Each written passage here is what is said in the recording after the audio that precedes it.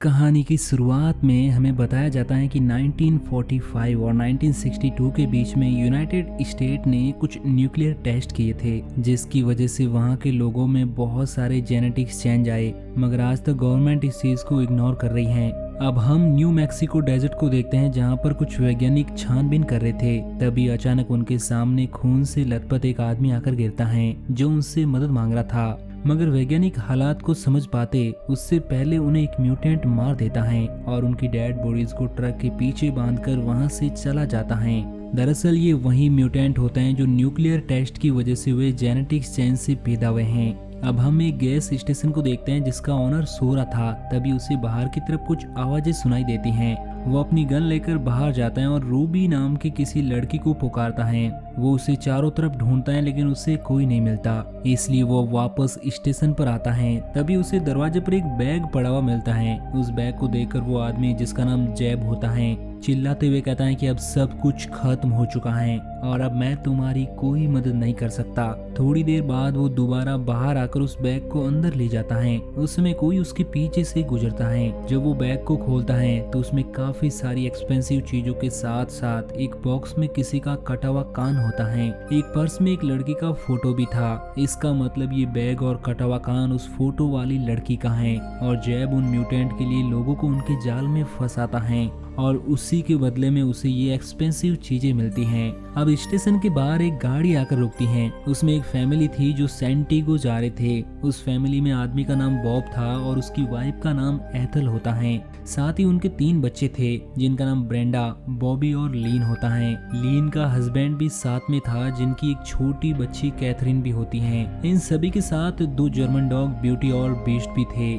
Gas station से fuel भरवाने के बाद जब वो आगे निकल रहे थे, तभी जैब उन्हें एक शॉर्ट रास्ते के बारे में बताता है, जो कि पहाड़ियों के बीच में से जाता है। मगर मैप में उस सड़क का कोई निशान नहीं था। लेकिन टाइम बचाने के चक्कर में वो लोग उस रास्ते की ओर निकल जाते हैं। कुछ दूर आगे जाने पर रास्ते पर लगे लोहे के कांटों की वजह से उनकी गाड़ी पंचर हो जाती है और वो पत्थर से जा टकराती है, जिसकी वजह से वो दोनों डॉग वहां से भाग जाते हैं। बॉबी उन्हें लाने के लिए उनके पीछे जाता है, लेकिन बॉब कहता है कि शायद ज्यादा गर्मी होने की वजह से उनकी गाड़ी का टायर पंचर हुआ है। मगर हकीकत कुछ और थी और वो इलाका पूरी तरह से सुनसान होता है। दूर दूर तक कोई इंसान नहीं दिख रहा था। जब बॉबी अपने डॉग को लाता है तो उसे कोई छिपकर चेस कर रहा था। अब उन्हें वहां से निकलने की कोई उम्मीद नजर नहीं आ रही थी। तब बॉब कहता है कि मैं यहाँ से पैदल चलकर उस गैस स्टेशन तक जाऊंगा और वहां से मदद मिलने के बाद हम आगे निकल जाएंगे। बॉब एक गन खुद ले लेता है और दूसरी डग को देता है, मगर वो गन लेने से इनकार कर देता है, इसलिए वो गन बॉबी रख लेता है। अब बॉब वहां से निकल जाता है और बाकी सभी यहीं पर रुक जाते हैं। जब ब्रेंडा ट्रेलर का दरवाजा खोलती है तो ब्यूटी डॉग वहां से भाग जाता है। बॉबी उसे लाने के लिए पीछे पीछे दौड़ता है और इस तरह से वो वहां से काफी दूर पहुंच जाता है, जहां पर उसे खून के निशान मिलते हैं, जिन्हें फॉलो करने पर उसे सामने ही ब्यूटी मरा हुआ मिलता है।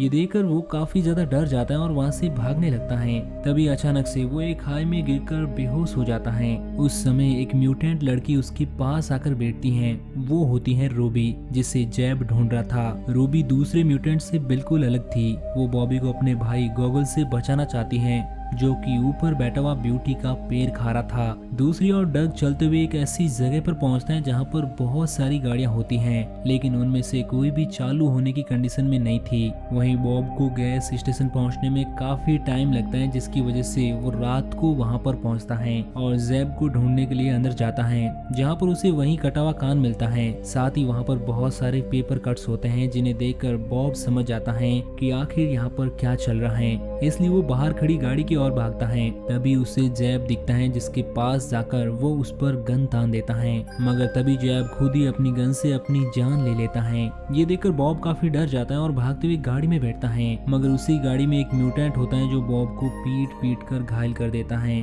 और उसे लेकर वहाँ से निकल जाता है। दूसरी ओर बॉबी अभी भी बेहोश होता है, इसलिए ब्रेंडा उसे ढूंढने के लिए वहाँ से निकलती है। रूबी अभी तक उसके पास बैठी थी। तभी उसे ब्रेंडा की आवाज सुनाई देती है, इसलिए वो वहाँ से भाग जाती है। ब्रेंडा बॉबी को वापस ट्रेलर में ले आती है, जहाँ पर बॉबी उन सभी को कुछ भी नहीं बताता है। तभी ट्रेलर के बाहर कुछ हलचल होती है। बॉबी उन सभी को अंदर ही रहने को कहता है और खुद गन लेकर बाहर जाता है। वहाँ पर डग होता है जो उसे बताता है कि ये रोड कुछ ही दूर आगे जाकर खत्म हो जाती है और यहाँ पर कोई भी शॉर्ट रास्ता नहीं है। और वो कहता है कि अगर 12 बजे तक बॉब वापस नहीं आया तो हम सभी उसे ढूंढने जाएंगे। अब सभी लोग सो जाते हैं। डग और लीन कार में ही सोते हैं और बाकी सभी ट्रेलर में सोते हैं, मगर बॉबी अब भी जगा हुआ था। जब वो बाहर बीस्ट को ढूंढने जाता है तब उनकी आरवी में एक प्लूटो नाम का म्यूटेंट घुस जाता है जो ब्रेंडा को मारने लगता है। ये सीन बाहर खड़ा बॉबी देख लेता है, इसलिए वो डग और लीन को जगाकर सब कुछ बताता है। वो दोनों बाहर आते हैं, तभी उन्हें किसी के चिल्लाने की आवाज आती है। वो आवाज बॉब की होती है जो कि उनसे कुछ ही दूरी पर आग से झुलस रहा था। वो उसे बचाने के लिए दौड़ते हैं, तभी एक और म्यूटेंट उनकी आरवी में घुस जाता है। इधर बॉब जलकर मर जाता है और वो सभी चाहकर भी कुछ नहीं कर पाते। तभी लीन को ब्रेंडा के चिल्लाने की आवाज आती है, जिसे सुनकर वो आरवी में वापस आती हैं। तो वो लिजर्ड नाम का एक म्यूटेंट उसकी बच्ची को उठाए हुए खड़ा था, जो कि अब उससे गन पॉइंट करके लीन के साथ बदतमीजी करने की कोशिश करता है। तभी एथल लीन को बचाने के लिए लिजर्ड पर हमला करती है, मगर तब तक वो उसे शूट कर देता है। गोली की आवाज सुनकर बॉबी और डग भी गाड़ी की ओर दौड़ते हैं। अब लिजर्ड ब्रेंडा की ओर गन तान देता है, लेकिन तभी लीन उसके पैर में एक स्क्रू घुसा देती है और वो उसे भी मार देता है। अब वो ब्रेंडा को लेकर वहां से निकल जाता है, लेकिन तभी डग और बॉबी दौड़ते हुए वहां पर आ जाते हैं, इसलिए वो उसे छोड़कर वहां से भाग जाता है। वो देखते हैं कि लीन मर चुकी है, लेकिन एथल अभी भी जिंदा थी, जो उनके सामने ही अपना दम तोड़ देती है। डग की बेटी भी वहां से गायब थी, जिन्हें वो म्यूटेंट ले गए थे।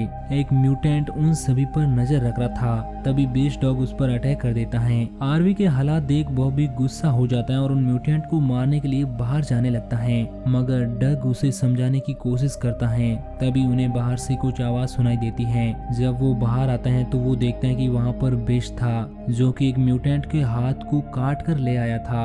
अब सुबह होते ही डग बेस्ट के साथ अपनी बेटी को ढूंढने के लिए निकल जाता है। बेस्ट उसे एक माइन के पास ले जाता है, जो कि उन सब म्यूटेंट का कब्रिस्तान था। माइन के दूसरी ओर बाहर निकलने पर उनको कुछ ही दूर से न्यूक्लियर धमाकों की आवाजें सुनाई देती हैं। दूसरी ओर ब्रेंडा और बॉबी म्यूटेंट को मारने के लिए ट्रैप बिछा रहे थे। अब चलते हुए बेस्ट और डग उस गांव में पहुंच जाते हैं जहां पर ये सभी म्यूटेंट रहते हैं। उसे अपनी बेटी दिखती है, जो कि एक रूम में सोई हुई थी। तभी वहां पर एक म्यूटेंट आ जाता है, लेकिन डग छिपकर उससे बच जाता है। अब जब वो घर के अंदर जाता है तो वहां पर एक और म्यूटेंट थी, जिसका नाम बिग मैमा था। अब वो उससे बचते हुए उस रूम में जाकर अपनी बेटी को उठाता है, मगर तभी बिग मैमा उसे पीटकर बेहोश कर देती है। जब डग को होश आता है तो वो अपने आप को फ्रीजर में पाता है, जिसके पास में बहुत सारे ह्यूमन बॉडी पार्ट पड़े हुए थे। अब वो वहां से बाहर निकलकर चालाकी से आगे बढ़ता है। तभी उसे एक बिग ब्रेन नाम का म्यूटेंट पड़ा हुआ मिलता है, जो डग को बताता है कि यहाँ पर बहुत ज्यादा न्यूक्लियर बमबारी की हाई रेडिएशन से हम सभी डिफॉर्म्ड हो गए और हम सभी को सिटी से बाहर निकाल दिया गया, इसलिए हम यहाँ पर आकर माइंस में छिप गए।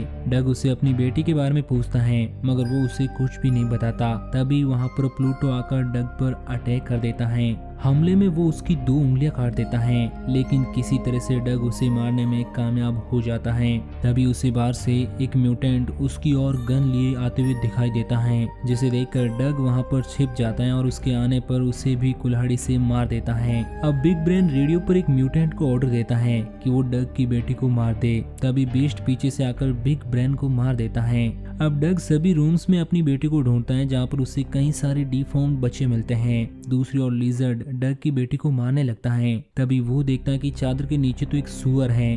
दरअसल उस बच्ची को रूबी लेकर भाग गई थी। वहीं दूसरी ओर गाड़ी में से एथल की डेड बॉडी गायब हो जाती है, जिसे ढूंढते वक्त वो देखते हैं कि एक म्यूटेंट उसे खा रहा था, जिसका नाम जुपिटर है और वो उन सभी म्यूटेंट का डेड है। बॉबी को देखते ही जुपिटर उसे मारने के लिए उसकी ओर बढ़ता है, मगर किसी तरह बॉबी उसे अपने जाल में फंसाता है और अब जुपिटर ट्रेलर का दरवाजा खोलता है तो एक ब्लास्ट के साथ वो उड़ जाता है। दूसरी ओर रूबी डग के पास जाकर उसकी बेटी को देना चाहती है, मगर तभी वहाँ पर लिजर्ड डग पर अटैक कर देता है, इसलिए डग उसे मार देता है और अपनी बेटी को रूबी से अपने पास ले लेता है। तभी लिजर्ड फिर से खड़ा हो जाता है, लेकिन इस बार रूबी दौड़ते हुए उसके पास जाकर अपने साथ उसे भी खाई में गिरा लेती है, जिससे वो दोनों मारे जाते हैं। दूसरी ओर जुपिटर अभी भी जिंदा था, इसलिए ब्रेंडा एक कुल्हाड़ी से उसे मार देती है। तभी उन्हें डग आते हुए दिखाई देता है, जिसके साथ में बेस्ट और उसकी बेटी दोनों थी।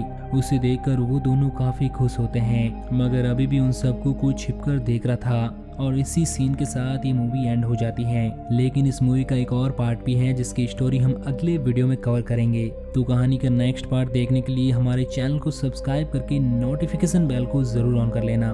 बाकी मैं मिलूंगा आपसे किसी नए दिन नई कहानी के साथ।